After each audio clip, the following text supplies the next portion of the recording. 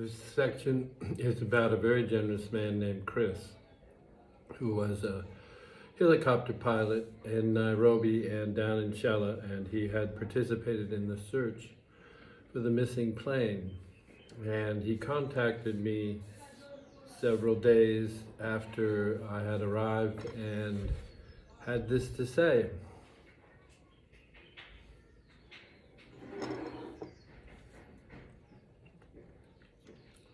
The taxi dropped me at Wilson Airport in Niarobi early because Chris wanted to fly before the wind picked up. 2 days before, Chris searched me out to say if I had the strength to visit the crash site, it might help. I could stand at the last place on earth they touched. He said I'd have something concrete instead of nothing. He had served in the military, and he said every pilot knows they might die when they take off. And soldiers know they might die, but Claire and Bess were tourists. They were not expecting to crash. On the flight to the Aberdare Mountains, he talked constantly, conveying technical information about the crash. He spoke about lift, visual lines of sight, the aerodynamics of the 206, and the effect of thinner air at high altitude. He talked about flight paths and how you fly in wind, loss of visibility, how they would have not expected what was about to happen. He explained how Harrow's fixed-wing plane would have had less lift that high up on the mountain. And when he realized he was in danger, Harrow probably kept moving ahead, looking for a way through the clouds. He might have seen clear sky ahead and had flown toward the safety of blue sky. Chris imagined the clouds closed in and Harrow lost sight of the ground. He wouldn't have had time to react when he saw the mountain directly in front of him. There had been no Mayday call, and the plane hit the mountainside traveling at 140 miles an hour. It bounced once and flipped to land further up the slope. He explained that Harrow's fixed-wing plane would have had less lift, and what I realized while he talked was that Chris was gifting me with a way to think about the crash. He offered me logic and rational thinking and never alluded to emotion.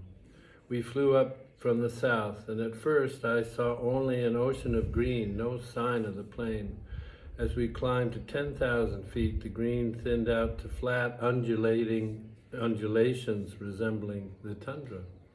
Chris explained that this is where they hadn't been able to reach in the search on the Friday because bad weather had held the heights captive.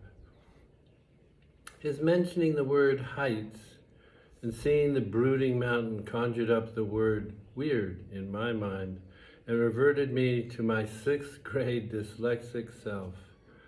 My remedial teacher had drilled into my head all the exceptions to the IE rule, that I put I before E except after C. The rule's exceptions fitted into one loopy sentence, and adjusting the plane's microphone, I asked Chris if he knew the exceptions to the IE rule. He looked at me before replying, "No, I don't think I do." Well, it goes like this. Neither leisured Sikh nor sovereign seized the weird heights. That's the exceptions. Really? Chris said. He wasn't sure if I was insane or not. Yes, I said. Chris mentioned a report in the newspapers of a couple flying their small plane to the crash site. They were elephant conservationists, and in the newspaper they reported they saw a herd of elephants keeping vigil near the plane. Chris thought it was a nice story, but no unauthorized plane could have flown into the restricted area. Plus, the weather wouldn't have allowed them to fly this high. He marveled at how people would use other people's tragedy for their own ends. Over the coming months, I stopped marveling and became appalled at how people treated mine. Chris pointed ahead to a small, bright spot. He didn't say anything. The spot grew larger. Eventually, I saw the plane's tail sticking up in the air, but facing downhill. Chris explained. The plane hit the ground and flipped, facing downhill.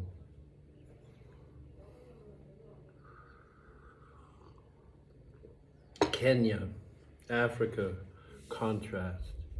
Soot-colored clouds blocked out the blue sky. High on the shoulder of the mountain, the weather alternated between sleet and snow flurries.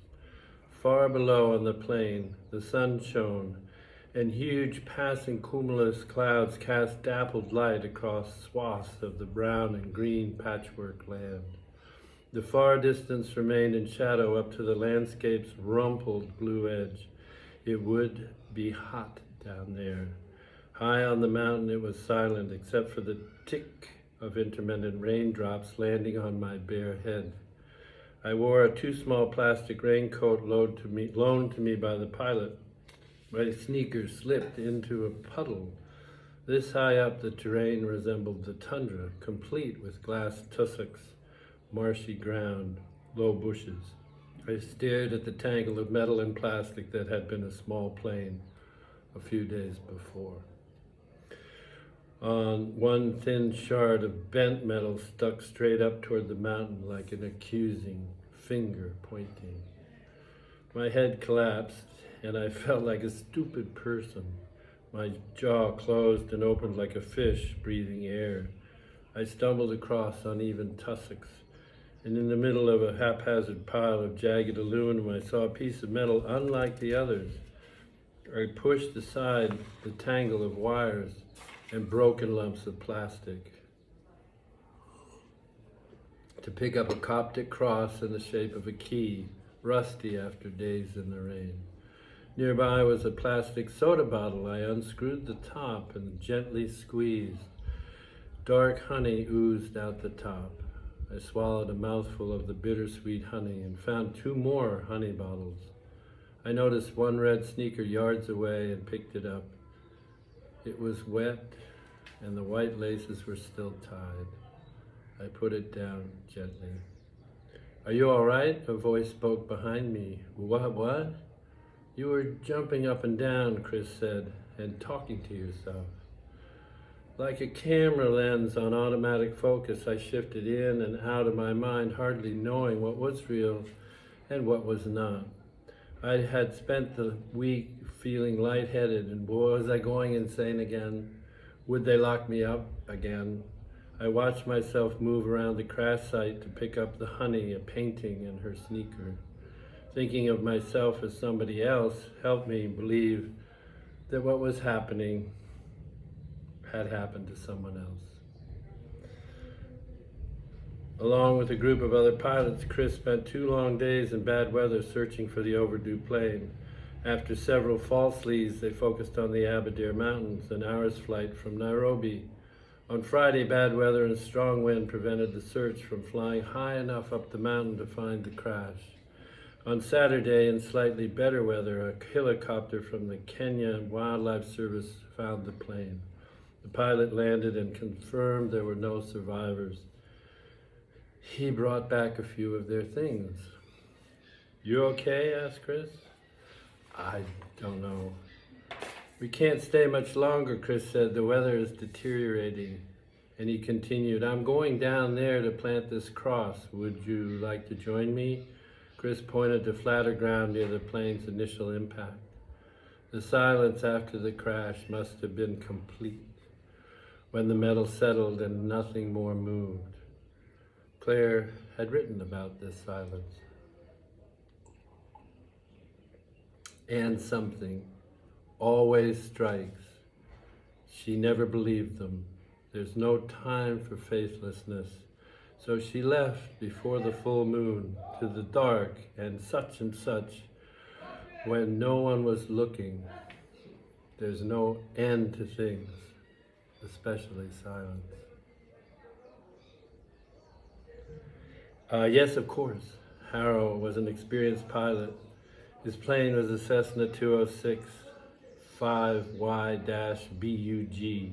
Chris and I sat on our coats looking down to the plain below where the sunlight and clouds played across the landscape. Behind me, the plane felt like an ugly piece of punctuation. As I sat beside Chris, I thought I heard a slight hum. Part of me imagined it came from the clouds passing in the intermittent rain. This was the same hum I often felt on my Arctic journeys, and I called it nature's loving indifference, a non-judgmental hum, almost a silence. I returned to the plane and retrieved Claire's large straw basket. I found Bess's phone and picked up another plastic bottle filled with honey. On a former trip, we'd purchased 3 beehives from long, hollow sections of a cork tree. We had purchased honey for a lifetime. Chris said I shouldn't walk into the crash. I said there were things of Claire's and Bess's in there, and if I could see them, I would pick them up. Chris pointed toward the dark and brooding mountain above us. Chris said, we have to leave. I trailed behind him back to the helicopter, and as I passed the plane, I heard hail bounce off the cold metal of the wreckage.